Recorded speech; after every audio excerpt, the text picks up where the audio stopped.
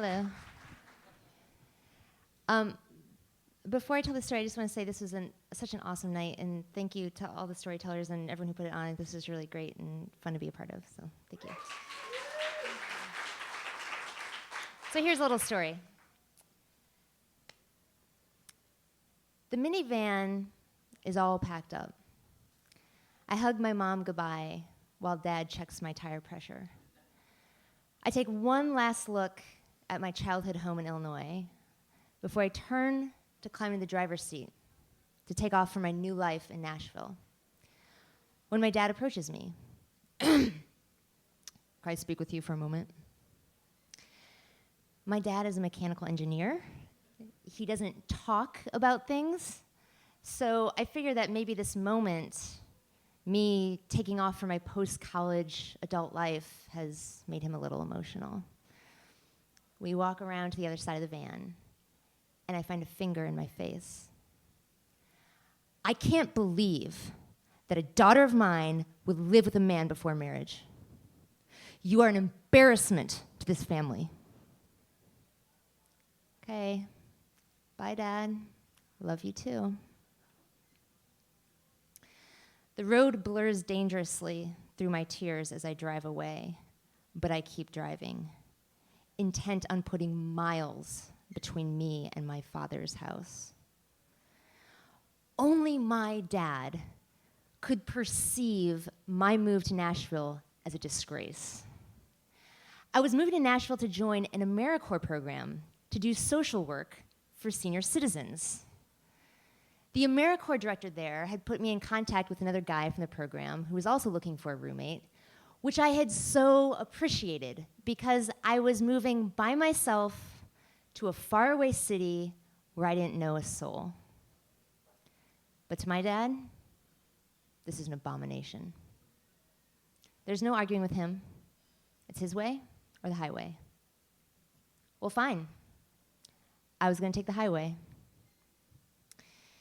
I drove away that day, determined that I was going to become everything my father was not: empathetic towards other people and slow to judge. 4 months later, I am making the return journey for my first visit home since the move. I'm zooming north on I-24, windows down, music pumping, when the van lurches, and a grinding noise rips through the engine. I panic just as I see an exit off to the right and swerve off the highway and roll, still grinding, into Paducah, Kentucky. At a gas station, the attendant calls a mechanic for me, and in minutes, a tow truck rolls up, and out steps a man who warrants some description. First, his hair.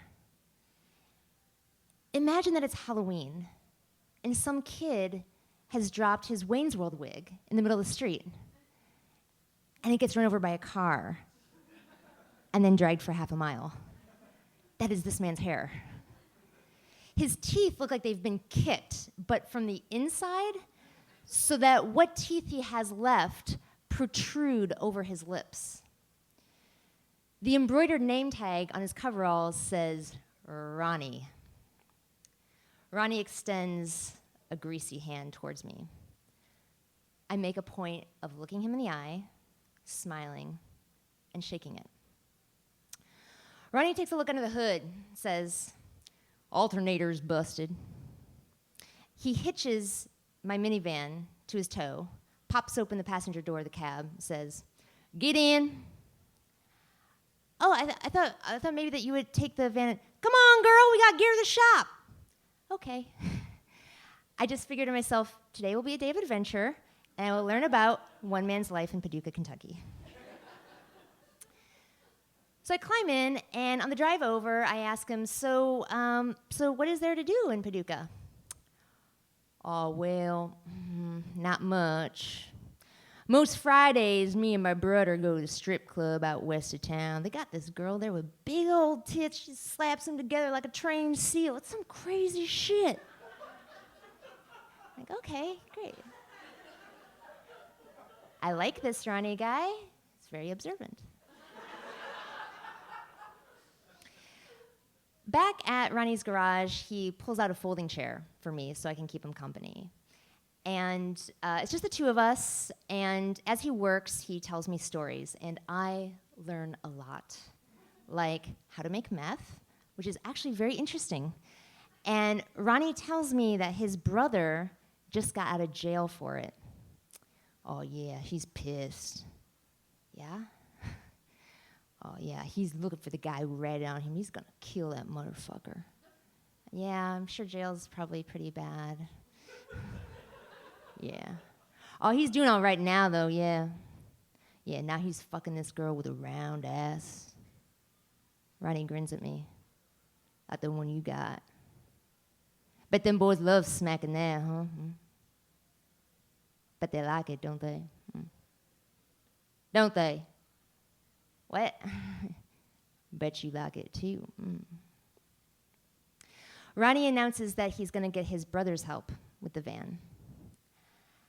Oh, I think maybe I'll just go for a walk while you're out. No. Come here. Ronnie points to the garage office. Against every instinct, I follow him inside, like a sleepwalker. Now you sit here till me and my brother get back, okay? His eyes dip as he closes the door behind him. Immediately, I see my mistake. There are no windows in this room, just the one door that Ronnie has closed behind him.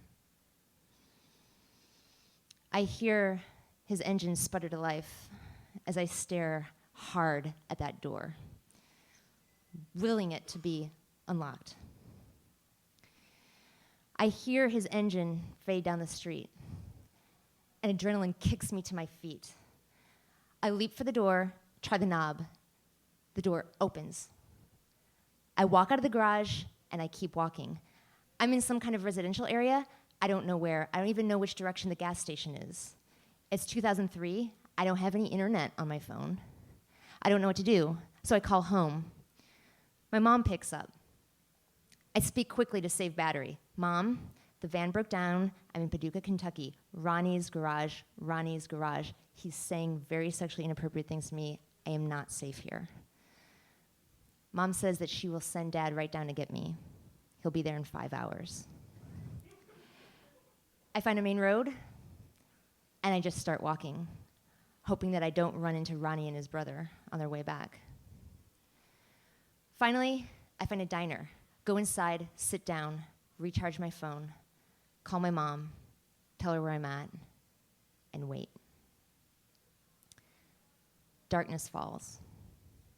I look up every time the diner door jangles open. And then the door opens, and in walks my dad. I have never been so happy to see my father, even though he looks a bit embarrassed by the drama of the situation. I get in the truck with him, tell him what happened, and we drive to Ronnie's together. At the garage, Ronnie looks daggers at me. But if Dad notices, he doesn't let on. He's too busy admiring the job that Ronnie did on the alternator. So the two of them talk shop for a while, and at the end, my dad shakes the creep's hand, maybe to get us out of there smoothly, I guess. Dad says very little on the drive home, except $200 is real good for an alternator. It's very cheap. The next day, back at my parents' house, I'm walking past my dad's office when I see a model truck in its original packaging on his desk. My father is not a whimsical man. So I walk in, take a look, and I see that this is a gift with a card in my dad's handwriting. So I read it. Howdy, Ronnie. Just a token of our appreciation. Thank you for doing such a good job on the van and for taking care of Katie. Taking care of me? I am furious. What does he think happened? As a little girl with an overactive imagination, that Ronnie babysat me through my hysteria. I am so ready to get back in the van and drive away and never look back, because as far as I'm concerned, the real creep is the kind who treats his daughter like something to be either controlled or dismissed. That's it. Home!